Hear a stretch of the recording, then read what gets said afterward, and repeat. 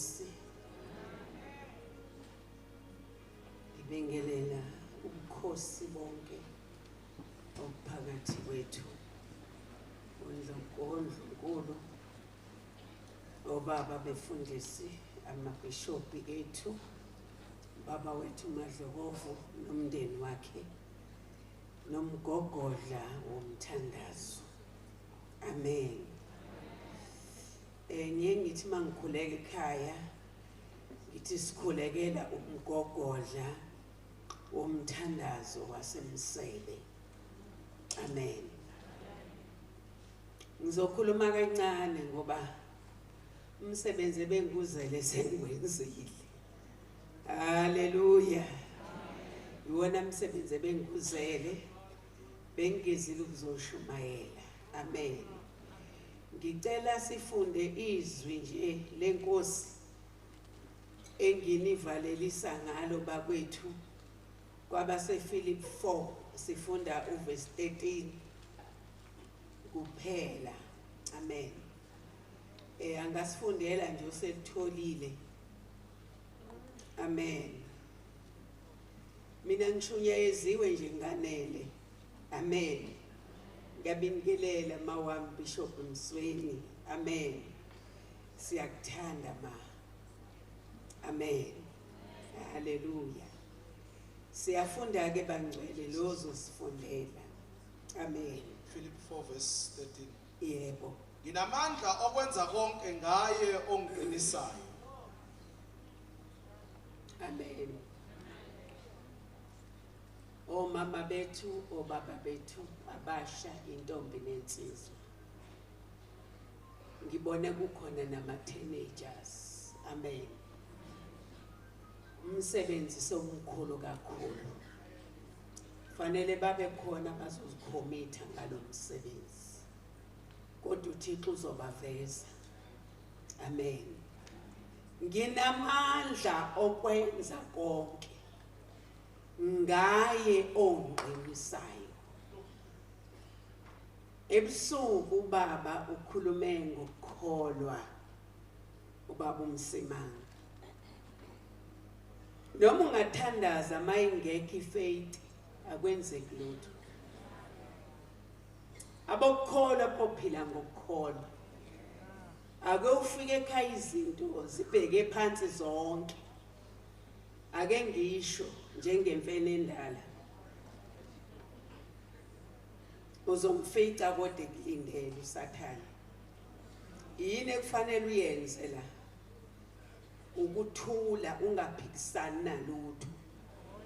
Abanye sitha sibahlula ukuthi abanye sitha sibanqoba ngoba bayakhohlwa ukuthi bawobani. Yabo lento yokuthula awuthuli ngoba kukuhle. Make wathula uphasile. Meke wakhuluma ufeyilile. Ukukhuluma kunofeyili. Kodwa ukuthula kunokuphasa. Wathula uJesu njengemvu phambi kwabagundi. Nihambe kahle bangcwele.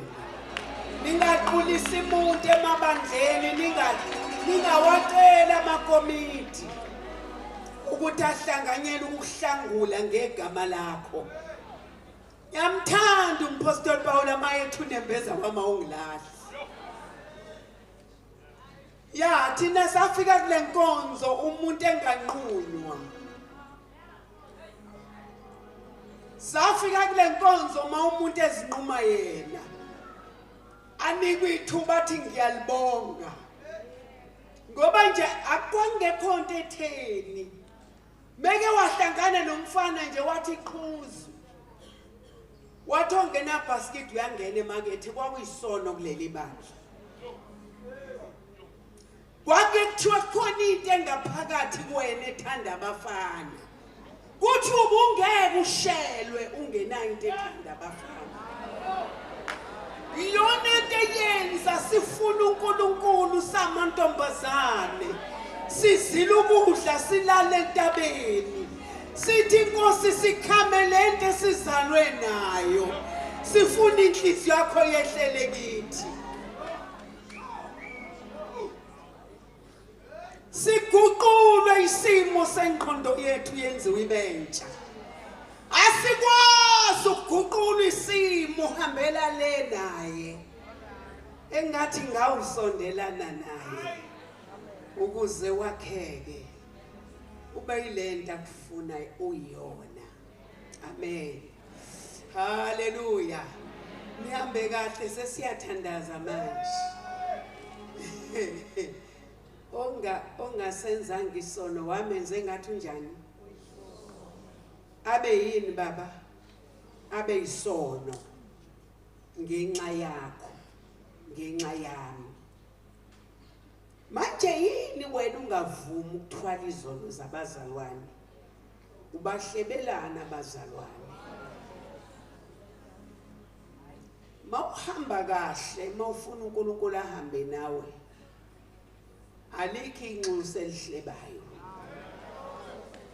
Akekho umuntu omkhuleko ohlebayo.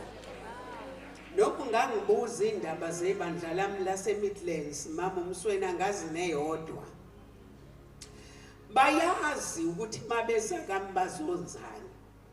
Ngathi umuntu akoza nenhliziyo yakhe, hayi nenhliziyo zabantu. Ngicela kulo conference ongaka lekuqala ukukhuluma, babalekele labazalwane abancinza ngamagama abantu. Ingane yakho seyashona. Ubonakala sengathi uyaphila kanti ufile. Uyenzeka ushisisa imililo yabazalwane kanti mawuwedwa uyabanda. Awuphingile ufebile uyahleba nje. Nalomuntu okuthuthela indaba zonke. Yazi umuntu okuthuthela indaba esikhundleni sesambulo. Lo muntu ufile hamba. Yazi umuntu wendaba udinga umbalekele njenganesono sokufebe. Wabuthi umuntu umthanda yena khuluma okunye. Yini yenza ngingakwazi ukuhleba abagcotshwa ebandleni ekhaya? Angilazi ibandla ma bishop ukuthi lakhele kanjani kumfundisi ubani. Ngizothi ngiyamhleba kanti uyamthanda yena. Futhi kanti wasizakala ngaye. Manje mina noma ngikuzwile kufanele ngife nako. Yini nihlule omama bethu besizulu? Asesizulini khona indaba nje. Ubayeda ngazifakaza naye nenduna yami. Nenduna yethu. Omama nendaba nje abebehlala phezukwazo. Mofika bekhulumela phansi thiwe ingane aziphume. Kodwa imiza ihlukananga njenganamanje sesithi siyakholwa. Abantu sebageza imiyeko ila kuvuka kakhulu indaba ezixabanisa imindeni yabantu. Musukhuluma ngezinto oyihlo bazishiya zingalungile. Ngeke uzilungise. Ngicela uziyeke zinjalo. Nginamandla okwenza konke. Ngalona nje onqinisayo. Akawufike ekhaya umyeni wakho kade ehudulile. Uyangizwa.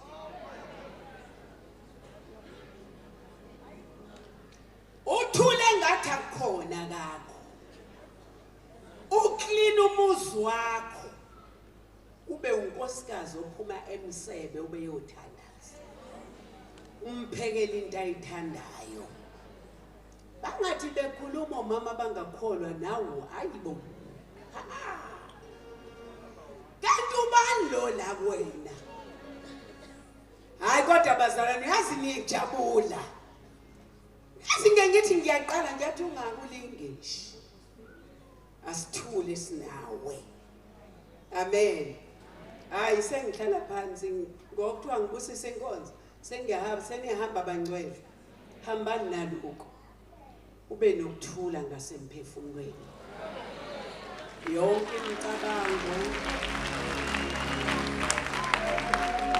imicabango efika enhlizweni ibuso moya kaNkulunkulu. Hayi cha. Mamile phela akuvumi ngabathinta abagcotshwe bagcotshwe. uJesu wahlala noSikariyothi eMasi ukuthi uzomkhaphela. Lo muntu obekiwe bandleni lakho ungamsusi. Ungathi futhi akafe. Isitebhisi sakho leso. Mthande enjalo. Mbekezelele enjalo. Namanje khona ozokufica kwenzile. Thule ngathi awukho. Thula uzofe. Uyabona ufuna ukugcina lezi zinto ebezikhulunywa la uyathula. Uthula ukhali inyembezi ngaphakathi. Engixoxela imfihlo abona bekwathula. Wangathi mina umfundisi.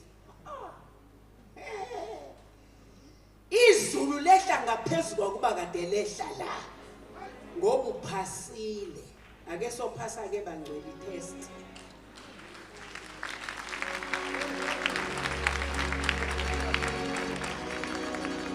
Yini eyenza uJuda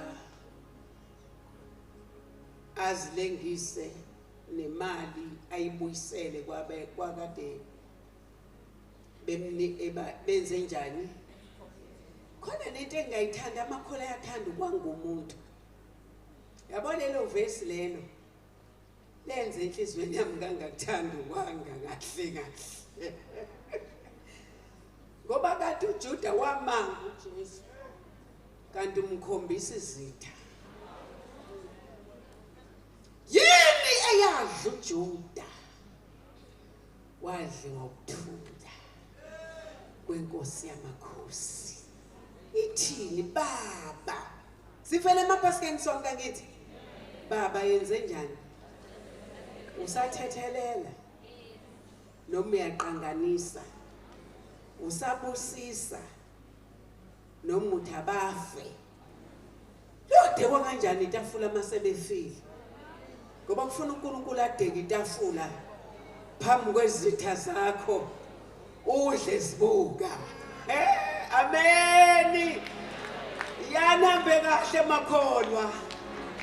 Siyathandaza kule ntaba. Akekho ngavimba. eyaJehova impayikazi yehlule. uJehova uyafohla njengofohla kwamanzi. Usazofohla kule ntaba. Bakhona basazoza bekhala begaqa ngamadolo. Akakwazi uNkulunkulu ukulandwa bese vumela izitha. Nihambe nje niqonde nenze ngathi aniboni. Nezitha zethu sizithande ngothande sikutholile. Inkosi inibusise.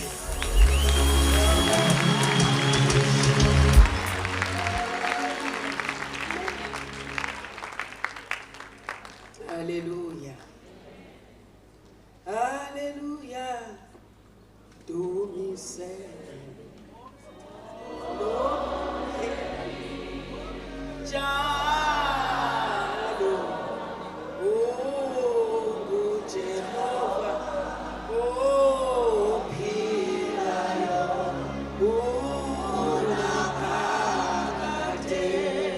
Sesiyathandaza manje abaphethokiye bemoto bazithi babathokiye babo abangabaphethe nababantwana babo lesi sivumelwane sethu nengane zethu leli gazi liyoba uphawu ezindlini zenu bangibona igazi ngiyodlula ngisindise le moto abayebile babasinde kodwa bona ifi imoto basinde ngoba la ekhaya kunegazi. Siyathandaza manje imoto zonke ama-province wonke uvelwe endaweni eziningi niyofika niphila bangcwele. Ayikho nezokhathelwa isondo, ayikho nezofela endleleni iyofa seyike ekhaya. Siyathandaza manje sivala amehlo ethu leli gazi utheli yoba uphawu ezindlini zethu. Sikhulekela abangcwele bonke akade bekulomthandazo nabe beyabaye bekhona abangekho namuhla. Gcina ibandla lakho othe baba phezulu kwaleli dwala wathi yokwakha ibandla lakho wathi amasangwe hayidesa wayibulahlula. Moyo oyingcwele wathi usinika izithulelo zombuso wezulu. Siyabopha emgaqweni, sibopha isithe emgaqweni yonke. Hamba nabangcwele nemoto zonke nabazondiza alikwazi ibhanoyi ukuthunqa bekhona. Obani laba baphakathi ebhanoyini. Haleluya. Siyabonga moya ingcwele ukuthi kuyenzeka. Gcina ibandla lakho lonke. Impi yakho le Jehova. Beka isandla, beka isandla. Beka isandla. Shadosa majabele jaba. Chukutu shuto sado. Jamela chino chono chana chana chana. Na kiki. Na sinini. Na tanino sananimos. Na kamana nash. Na munaninosh. Na kuku. Na sinini. Na sinini.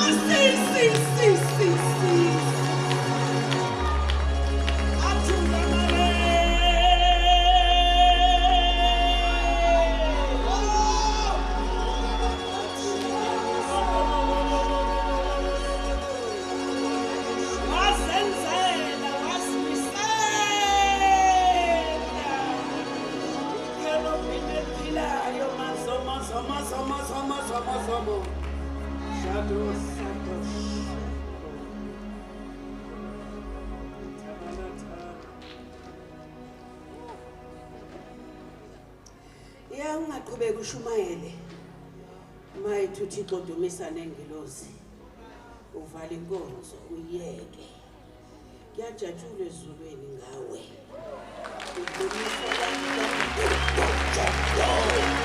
Indumiso yakhe